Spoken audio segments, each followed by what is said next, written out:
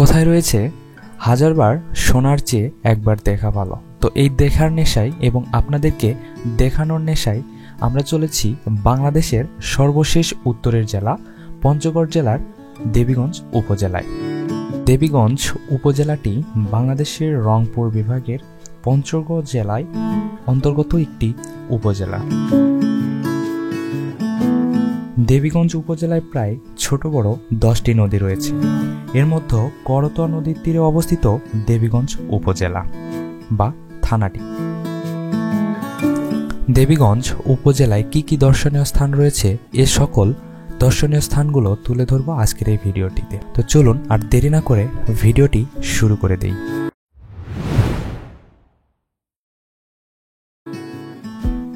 এবারের যাত্রাটি শুরু হয় আমাদের দিনাজপুর সদর থেকে। তো দিনাজপুর সদর থেকে আমাদের দেবীগঞ্জ উপজেলা পর্যন্ত যেতে সময় লেগেছে আনুমানিক 2 ঘন্টা বা 2.5 ঘন্টার মতো। তো চলুন যাওয়া যাক দেবীগঞ্জের দিকে।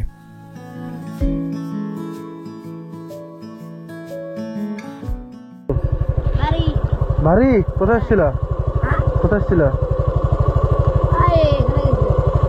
সকালে তো খুব মজা না? হ্যাঁ, সকালে তো খুব মজা। ঠান্ডা লাগে না? ঠান্ডা লাগে না? বাহ, বাস, খুব মজা।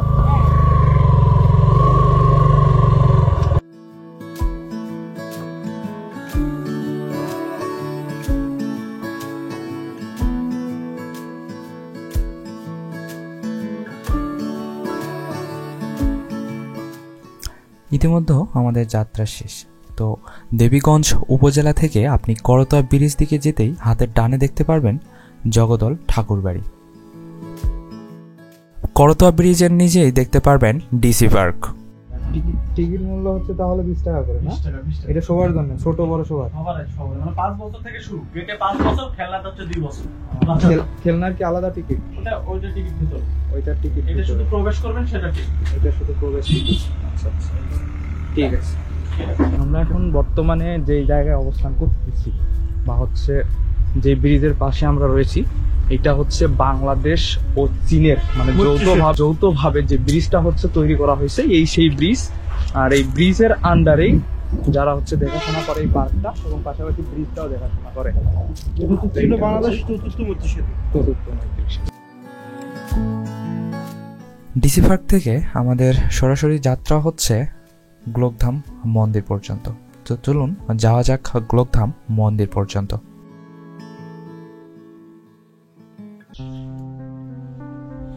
পাশে এসে মন্দিরের গেটটা হচ্ছে আমরা তালা দেওয়া দেখতে পাচ্ছি। আমরা মন্দির থেকে আসলাম তো দেখার জন্য, মন্দির দেখার জন্য মন্দিরের গেট তো তালা দেয়া। পূর্ব দিকে গিয়ে উত্তর দিকে মধু কাকু, মধু কিংবা নিতাই। আচ্ছা ঠিক আছে, খোঁজ করে নিচ্ছি। আচ্ছা আচ্ছা আচ্ছা, মন্দিরের গেটে তালা দেয়া। খোঁজ করে ফোন করে চাবি নিয়ে এসে ঢুকতে হচ্ছে। দেখা যাক, চাবি নিয়ে ভিতরে মন্দিরের লোক চাবি নিয়ে যান, চাবিটা আনে দিয়ে খাইতে বসছি। আচ্ছা বাবা, সরি বাবা, ডিস্টার্ব করলাম। আচ্ছা, ঢুকে রাখবে।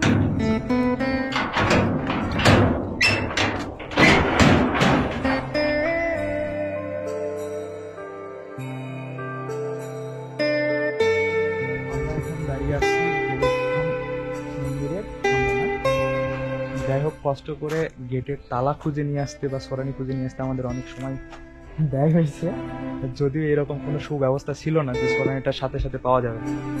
তো যাই হোক, আসলে পরে এই নির্দেশনা বা হচ্ছে এই প্রাচীন নির্দেশনাগুলো আপনারা দেখতে পাবেন। গোলকধাম মন্দিরটি দেবীগঞ্জ উপজেলার শালডাঙ্গা ইউনিয়নে অবস্থিত।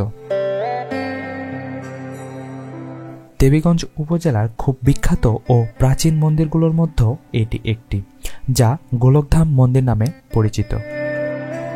মন্দিরটি 6 কোণা আকৃতির, যা গোলাকৃতির মতো দেখতে। কিন্তু মন্দিরটি গোলাকৃতির মতো দেখতে হলেও ভিতরের ঘরটি রয়েছে আয়তাকার। মন্দিরটির উপরে একটি শিলালিপি থেকে জানা যায় বা শিলালিপি দেখে বোঝা যায় যে মন্দিরটি 1846 সালে প্রতিষ্ঠা বা নির্মাণ করা হয়েছিল এবং মন্দিরটি নির্মাণ করা হয় গোলককৃষ্ণ গোস্বামীর স্মৃতি রক্ষার্থে। পরবর্তীতে এই মন্দিরের নাম হয়ে যায় গোলকধাম মন্দির। মন্দিরটিতে যদি ভ্রমণের জন্য বা দর্শনের জন্য আসতে চান তো চলে আসতে পারেন। আর যদি মন্দিরটি খুঁজে পেতে অসুবিধা হয় সেক্ষেত্রে গুগল ম্যাপের যে লিঙ্কটা রয়েছে সেটা আমার ডেসক্রিপশন বক্সে দিয়ে রাখবো, চাইলে দেখতে পারেন।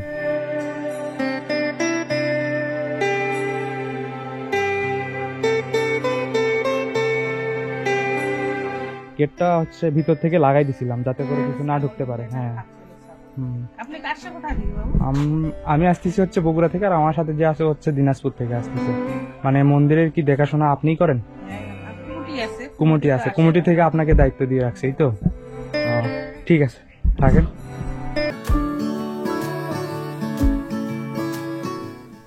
যেহেতু ভিডিওটি একটু বড় হয়ে যাচ্ছে তো এই জন্য পরবর্তী পার্টের আয়োজন করা হয়েছে। তো পরবর্তী পার্টটি দেখার জন্য আমাদের চ্যানেলটি সাবস্ক্রাইব করে রাখবেন। আর যদি ভিডিওটি ভালো লাগে সেক্ষেত্রে লাইক, কমেন্ট, শেয়ার করতে তো ভুলবেন না। তো দেখা হচ্ছে পরবর্তী পার্টে। এ পর্যন্ত ভালো থাকবেন।